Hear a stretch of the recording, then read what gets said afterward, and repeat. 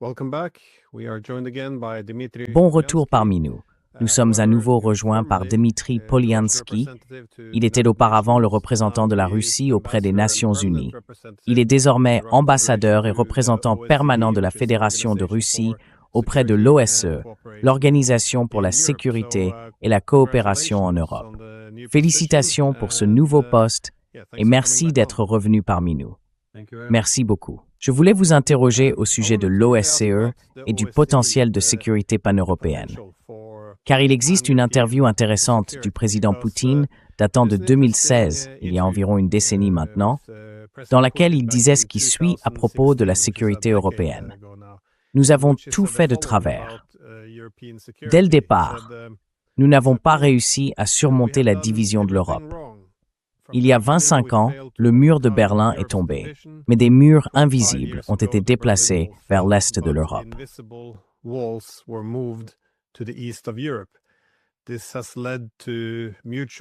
Cela a conduit à des malentendus mutuels et à l'attribution de la culpabilité. Ils ont été la cause de chaque crise depuis. Donc encore une fois, cela nous ramène au principal défi que nous avons eu après la guerre froide, à savoir, comment passer d'une politique de bloc à une institution de sécurité pan-européenne commune qui serait, je suppose, fondée sur la sécurité indivisible et contribuerait à atténuer la concurrence en matière de sécurité. Nous disposons bien de l'institution de sécurité pan-européenne inclusive, qu'est l'OSCE, créée après la guerre froide. Étant donné que c'est là que vous travaillez désormais, comment percevez-vous l'OSCE en ce qui concerne sa capacité à combler certaines des divisions qui se sont creusées au fil des années et l'hostilité, surtout à un moment où il semble que nous pourrions marcher vers une guerre majeure?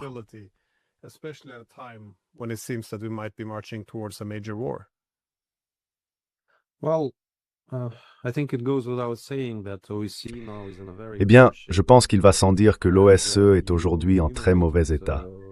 Et vous avez déjà énuméré les principales raisons pour lesquelles nous en sommes là.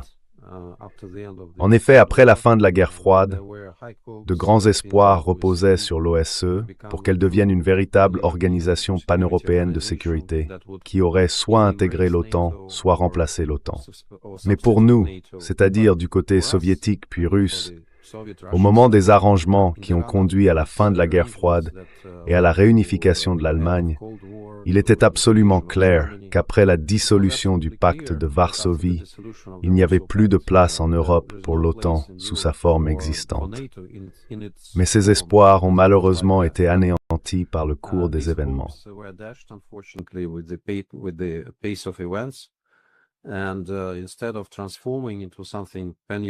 Et au lieu de se transformer en une entité pan-européenne et d'intégrer la Russie, l'OTAN a cherché à se développer selon sa propre logique. Elle en est venue à la conclusion qu'elle avait besoin d'un ennemi pour justifier son existence. Et cet ennemi, le plus évident, c'était la Russie. C'est ainsi que tout a mal tourné. Quant à l'OSCE, au lieu d'incarner nos espoirs pour ce à quoi le monde d'après la guerre froide devait ressembler, elle est devenue une sorte de médiateur pour les pays à l'est de Vienne, comme si rien de grave ne se produisait à l'ouest de Vienne.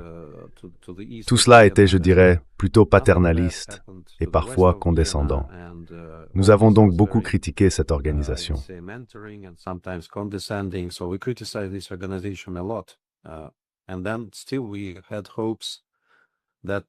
Et pourtant, nous gardions l'espoir que nos relations avec l'OTAN, notre coopération dans le cadre de l'OSCE, nous aideraient encore à bâtir quelque chose fondé sur la sécurité indivisible, à trouver un autre programme que celui de l'élargissement de l'OTAN à d'autres pays. Mais une fois de plus, nous avons été déçus. Nous avons fait plusieurs tentatives très sérieuses, comme vous le savez tous. Je me souviens du discours glaçant de Vladimir Poutine à Munich en 2007, lorsque pour la première fois, je dirais, tout le monde a entendu la position et les préoccupations russes présentées de manière très structurée. Il y a ensuite eu plusieurs autres tentatives, y compris la dernière dans le cadre de la diplomatie que nous avons entreprise à la fin de 2021, lorsque nous avons proposé un projet de traité sur les relations européennes. Mais il n'a pas été pris par l'OTAN ni par les États-Unis à cette époque.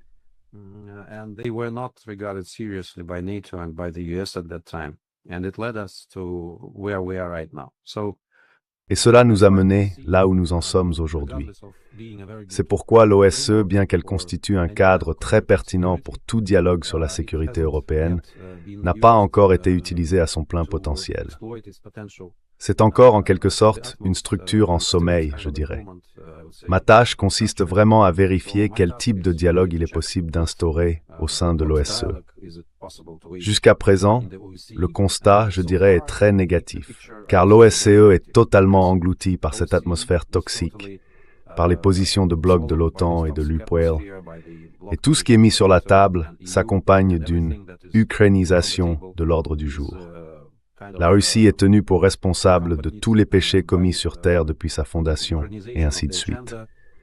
Ce n'est donc évidemment pas un terrain sérieux, ni un point de départ crédible pour une discussion véritablement constructive sur l'architecture de sécurité européenne.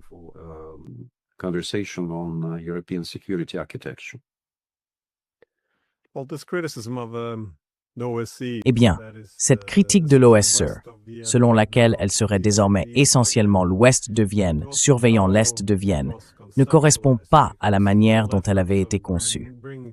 L'ensemble de l'effort visant à rapprocher l'est et l'ouest de l'Europe a véritablement pris de l'ampleur en 1975 avec les accords d'Helsinki. Cela a jeté les bases de l'architecture de sécurité de l'après-guerre froide, avec la Charte de Paris pour une nouvelle Europe en 1990. Puis, en 1994, elle a été transformée en une véritable institution, l'OSCE. Elle reposait sur des principes tels que l'absence de ligne de division, l'égalité souveraine et la sécurité indivisible. Elle n'était donc pas censée être un instrument par lequel un camp surveille l'autre.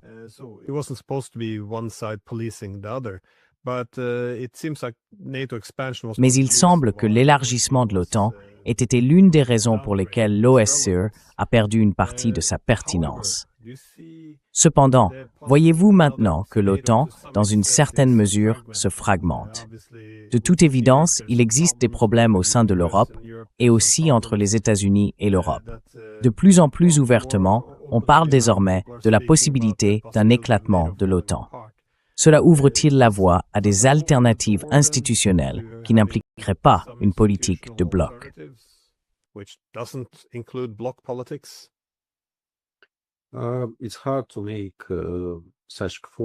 Il est difficile de faire de telles prévisions à ce stade. Il y a beaucoup de données à analyser et des événements très sérieux se produisent actuellement en Europe, au sein de l'OTAN et ailleurs. Il est donc très prématuré de tirer des conclusions sur la direction que cela prendra. Mais en tout cas, je pense que plusieurs choses sont absolument claires en ce moment. L'une d'elles est qu'il n'y aura pas d'architecture de sécurité européenne durable sans la Russie. C'est donc une grave erreur d'essayer de construire quelque chose contre la Russie.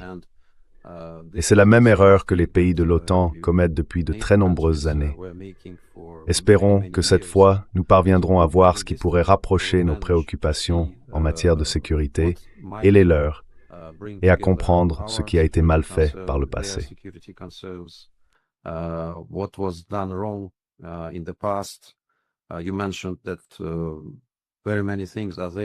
Vous avez mentionné que beaucoup de ces éléments figurent déjà dans les documents de l'OSCE, mais malheureusement, il y a eu un certain tri sélectif.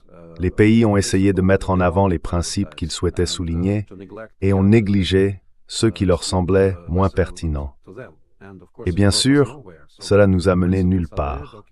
Les principes existent, les documents existent, mais ils ne fonctionnent pas. Il est donc difficile de spéculer sur la bonne base pour entamer ces manœuvres ou ces exercices, mais il devrait y avoir une formule adéquate à suivre.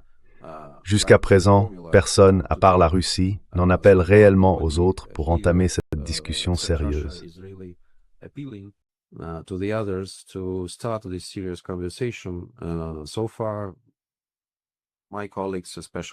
Jusqu'à présent, mes collègues, en particulier ceux d'Europe occidentale, sont encore complètement submergés par la question ukrainienne. Et il est très difficile d'engager une conversation sérieuse sur quoi que ce soit d'antérieur, avant, je dirais, 2022. Pour eux, l'histoire commence là, en février 2022. Si on les écoute, tout cela s'est produit dans le vide. Tout à coup, la Russie aurait simplement décidé d'envahir l'Ukraine, et c'est pourquoi c'est le point de départ de leurs arguments. C'est bien sûr très superficiel pour le dire gentiment, et c'est une impasse pour toute discussion sérieuse sur la sécurité européenne. J'espère donc que de plus en plus de pays comprendront cela, et que cela les incitera à s'engager dans quelque chose de plus constructif, notamment par le biais de la plateforme de l'OSCE.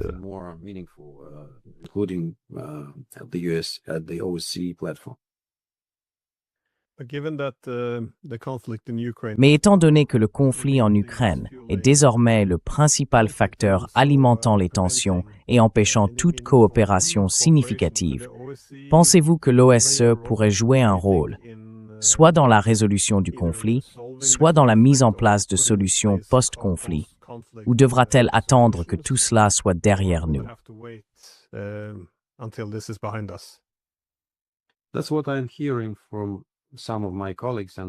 C'est ce que j'entends de la part de certains de mes collègues, et ils disent qu'ils ne voient aucune lumière au bout du tunnel en ce qui concerne le rôle que pourrait jouer l'OSCE dans le règlement de la situation en Ukraine.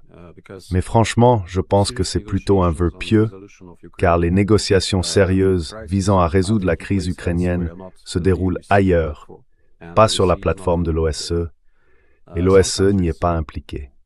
Certains pays ont déjà commencé à élaborer des plans de contingence pour un éventuel suivi de ce qu'ils appellent pour l'instant des arrangements hypothétiques après la résolution de la crise ukrainienne. Et bien sûr, c'est beaucoup trop prématuré. Tout d'abord, l'OSCE traîne ici un très lourd passif en ce qui concerne la mission spéciale d'observation qui était censée superviser la mise en œuvre des accords de Minsk.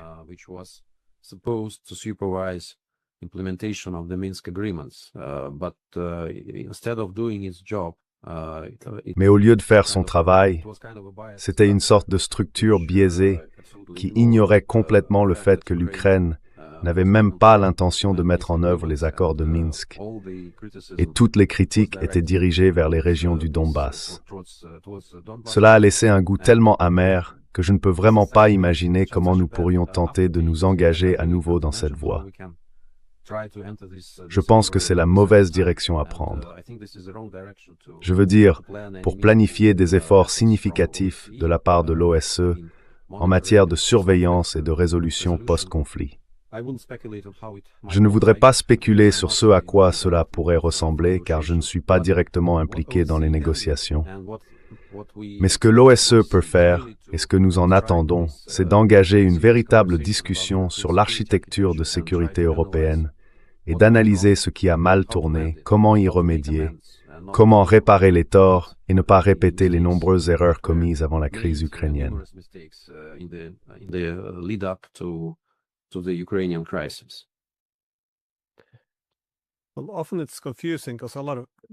Eh bien, c'est souvent déroutant, car de nombreux responsables portent plusieurs casquettes. Par exemple, en 2003, le président néerlandais de l'OSCE, Jaap de Hoop Scheffer, a envoyé un document à la Russie soutenant que les forces de maintien de la paix en Transnistrie ou en Moldavie devraient être remplacées par des forces de l'OSCE, car il s'agit d'une institution de sécurité inclusive. Cependant, comme l'OSCE ne dispose pas de forces militaires, elle pourrait externaliser cette mission à l'Union européenne, ce qui revenait essentiellement à remplacer les soldats russes par des soldats européens. Et une fois qu'il a quitté ce poste, il est devenu secrétaire général de l'OTAN.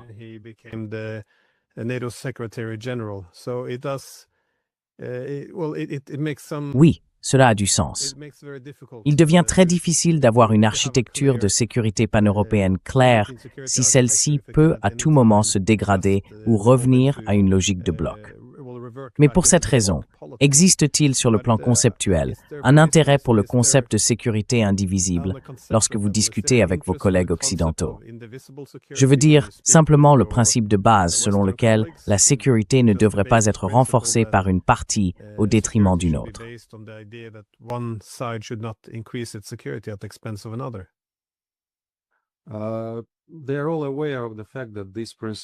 Ils savent tous que ce principe figure déjà dans les documents de l'OSCE et ils comprennent parfaitement que nous insistions sur cette disposition. C'est l'un des principaux éléments constitutifs, voire l'épine dorsale, de tout cadre que nous pourrions envisager dans l'espace européen, espérons-le, une fois ce conflit terminé. Mais ils donnent ouvertement la priorité à d'autres questions. Ils affirment qu'il existe une liberté de choisir n'importe quel bloc, et nous en venons alors à cette discussion stérile sur ce qui est prioritaire, secondaire, ou sur ce qu'il faut mettre en avant. Cela ne mène à rien, car nous voyons toutes les conséquences de cette approche à courte vue, fondée sur les blocs, en matière de sécurité européenne. Vous avez eu tout à fait raison de le souligner à l'instant. C'est un obstacle majeur, car il n'a jamais été prévu que la Russie se retrouve face à l'OTAN comme interlocuteur, ni que l'OTAN et NATO adoptent des positions en tant que bloc.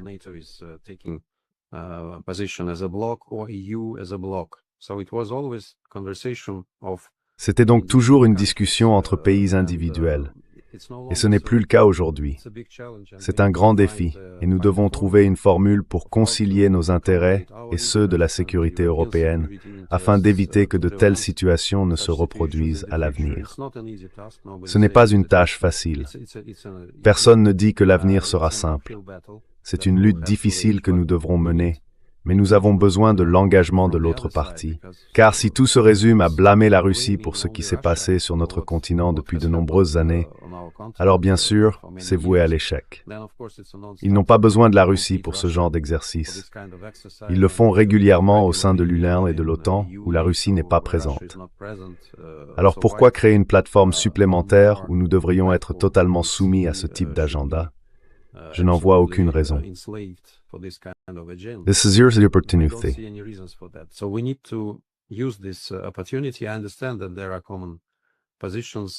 Je comprends qu'il existe des positions communes au sein de l'OTAN et de l'UPower, mais malgré cela, il y a des intérêts très concrets et pragmatiques à éviter un nouveau conflit en Europe. Et vous avez tout à fait raison de dire que la situation est très dangereuse. Nous sommes sur une pente très glissante ou sur une fine couche de glace. Formulez-le comme vous voulez. Mais nous devons agir, penser différemment et parcourir toutes les étapes supplémentaires nécessaires pour atteindre notre objectif, qui est la sécurité pour tous, non seulement pour la Russie, mais pour tout le monde. Ainsi, lorsque les gens discutent de la question des garanties de sécurité pour l'Ukraine, je demande toujours: qu'en est-il des garanties de sécurité pour la Russie? Qui fournira ces garanties? Et pourquoi pensez-vous que s'il existe des garanties de sécurité pour l'Ukraine, mais pas pour la Russie, cette construction sera durable? Ce n'est pas le cas. Nous devons avoir une vision plus large et trouver une solution à un problème plus global, plutôt que de simplement parler de garanties de sécurité pour l'Ukraine. C'est une approche à courte vue et elle ne nous mènera nulle part. This is short-sighted and this will not bring us anywhere. Il est préoccupant que l'on parle de sécurité uniquement en termes de dissuasion et de négociation à partir d'une position de force. Idéalement, bien sûr, nous souhaiterions des garanties de sécurité mutuelles. Mais vous avez mentionné cette pente glissante, et je comprends ce que vous voulez dire. Si l'on conçoit la guerre en Ukraine comme l'effondrement de l'architecture de sécurité européenne, ce que beaucoup avaient prévu dans les années 1990, notamment dans le milieu universitaire, ils disaient qu'une fois la décision prise d'élargir l'OTAN vers l'Est, il n'y aurait plus de point d'arrêt logique avant d'atteindre l'Ukraine, et que ce serait une catastrophe, ce que beaucoup reconnaissaient. Mais nous sommes maintenant sur cette pente glissante, et nous entendons, de la part de divers dirigeants, que la guerre devient une possibilité distincte. Je me demandais comment vous percevez cela. Est-ce simplement de la posture politique lorsque vous entendez ces déclarations de la part du chancelier Merz, de Starmer ou de Macron? Est-ce destiné à un public intérieur? Est-ce pour maintenir l'engagement des États-Unis sur le continent? Ou s'agit-il d'une véritable préparation à la guerre? Car il ne semble pas que ce soit une guerre pour laquelle quiconque est prêt, ni même que quiconque la souhaite réellement.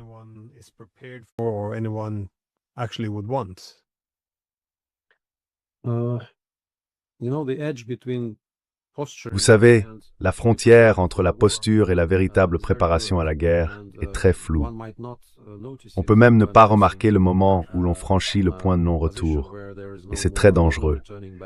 Jusqu'à présent, cela ressemble davantage à de la posture pour de nombreux observateurs, et beaucoup de gens exhortent les autres à ne pas prendre cela trop au sérieux, car eh bien, les Européens aiment aussi leurs enfants.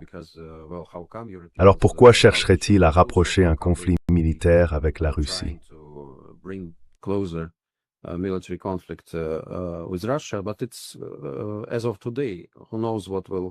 Mais à ce jour, qui sait ce qui se passera demain? La population européenne est clairement zombifiée par ce type de campagne, où la Russie est présentée comme la source de tous les problèmes, le seul ennemi. Contrairement au bon sens, on affirme d'un côté que la Russie est trop faible pour prendre toute l'Ukraine, et de l'autre qu'elle est suffisamment forte pour menacer l'OTAN et préparer une attaque imminente.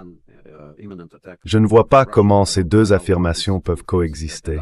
C'est donc surtout, je pense, l'inertie des élites qui était déjà là lorsque ce projet ukrainien anti-russe a été conçu et mis en œuvre.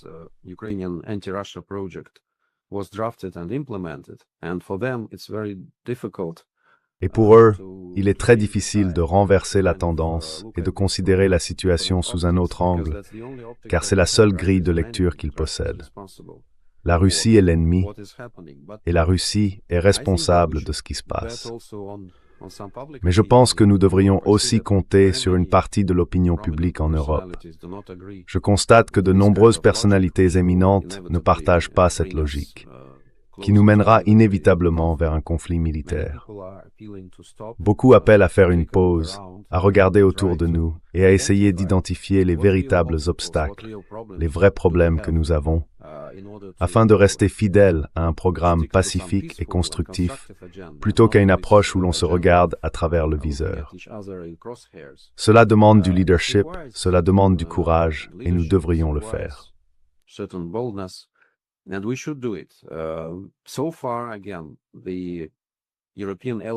Jusqu'à présent, encore une fois, les alliés européens dans plusieurs pays continuent de propager cette image de la Russie comme un ennemi, la Russie comme une menace. Et cela trouve un écho dans la société. À un certain moment, si cela continue ainsi pendant plusieurs années, alors tout le monde finira par considérer, vous savez, qu'il va de soi que la Russie est un ennemi, qu'il va de soi que la Russie se prépare à attaquer l'OTAN. Ces stéréotypes sont très vivaces, et il est facile de les implanter dans l'esprit des gens, surtout chez la jeune génération, qui elle-même ne sait pas ce qu'est réellement la guerre. Pour eux, c'est plus comme un jeu vidéo que le véritable fléau de la guerre. C'est donc dangereux, et c'est un jeu sale, je dirais, auquel certains membres des élites se livrent, car ce qui est en jeu, c'est la question de la sécurité européenne. Et ils veulent encore poursuivre cette folie, cette rhétorique irresponsable, qui n'a absolument aucun équivalent du côté russe.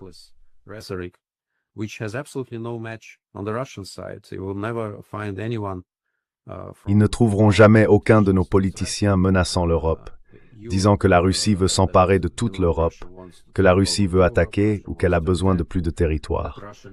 Ce n'est pas vrai, car la Russie dispose déjà de suffisamment de territoire. Il n'a jamais été question de terre. Il s'agit de personnes, des droits humains, des droits des russophones, de la dignité et de l'existence de la Russie en tant que pays. C'est cela qui est en jeu. Pas le territoire, pas quelque chose que nous voudrions prendre aux pays européens. Il n'y a absolument aucune raison, aucun fondement à de telles affirmations.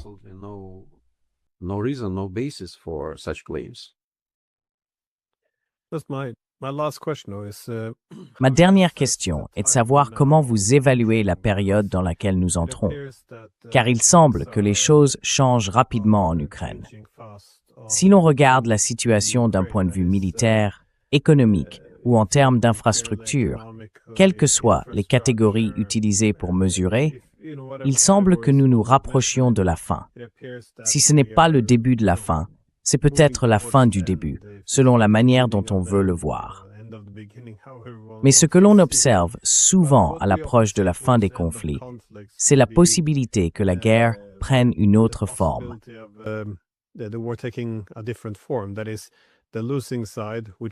Autrement dit, le camp perdant, qui dans ce cas serait l'OTAN et l'Ukraine, refusant de perdre le combat, deviendrait plus désespéré et dans l'espoir de redresser la situation, pourrait procéder à une forme d'escalade. Pendant ce temps, le camp gagnant, qui serait ici la Russie, prend souvent des mesures beaucoup plus audacieuses. Cela peut relever de l'hubris ou simplement du pragmatisme. Par exemple, si elle contrôle le champ de bataille, pourquoi autoriserait-elle des drones de l'OTAN à survoler la mer Noire pour repérer des cibles en Russie? Ainsi, on peut s'attendre à ce que les deux camps modifient leur comportement en matière de ce que l'on peut définir comme une escalade. Penses-tu que nous nous dirigeons vers un scénario aussi dangereux?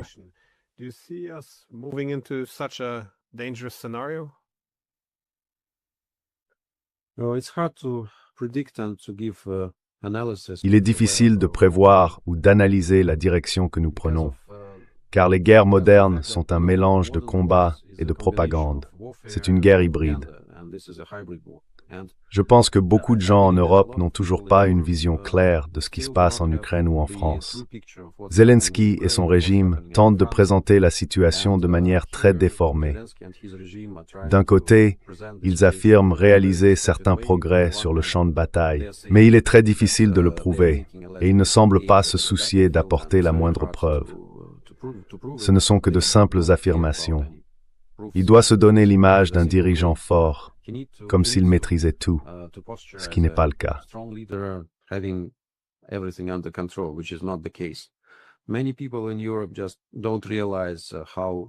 Beaucoup de gens en Europe ne se rendent tout simplement pas compte que les Ukrainiens ne veulent pas se battre, et que cela ressemble désormais davantage à une armée d'esclaves que Zelensky tente de mobiliser, car personne ne rejoint volontairement l'armée ukrainienne.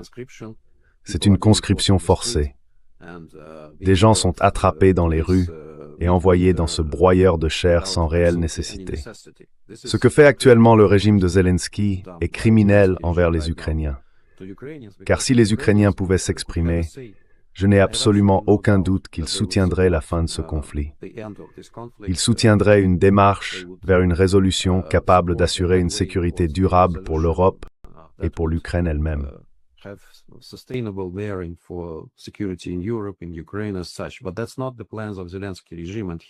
Mais ce n'est pas le plan du régime de Zelensky et de ses sponsors, car ce qui les préoccupe, c'est de préserver leur pouvoir et d'éviter les élections, d'éviter toute possibilité pour le peuple ukrainien de s'exprimer et de choisir la voie qu'il souhaite réellement.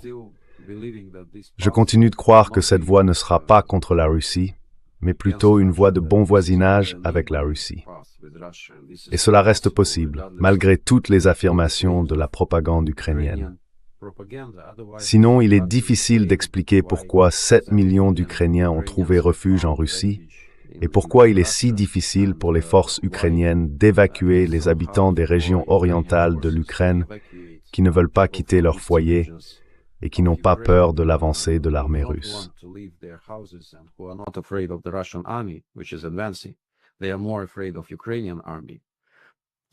Ils ont davantage peur de l'armée ukrainienne. C'est pourquoi dans ce monde déformé, certaines personnes peuvent tout simplement ne pas avoir la bonne image, la bonne analyse de ce qui se passe. Mais ceux qui connaissent la véritable situation, ceux qui ont réellement leurs propres sources, n'ont absolument aucun doute que la position, la situation du régime de Zelensky est absolument désespérée. Il peut bien sûr prolonger son agonie aux dépens du peuple ukrainien. Mais, qu'il y ait ou non une aide étrangère, que les États-Unis soient avec l'Ukraine ou que l'Ukraine soit sans les États-Unis, ce n'est encore qu'une question de temps.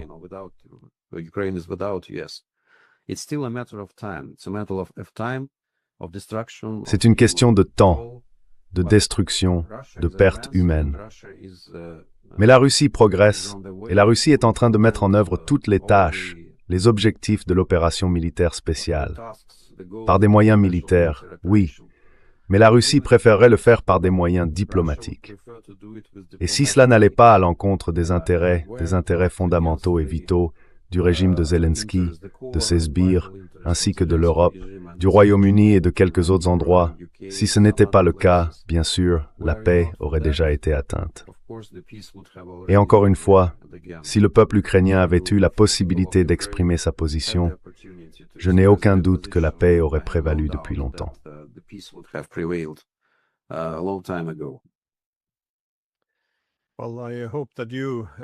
Eh bien, j'espère que vous et vos collègues européens réussirez là-bas à Vienne à faire progresser la compréhension mutuelle, la diplomatie, la sécurité inclusive et la sécurité indivisible. Ce serait l'idéal par rapport à la voie que nous suivons actuellement. Merci beaucoup d'avoir pris le temps. Je vous en prie. You're welcome.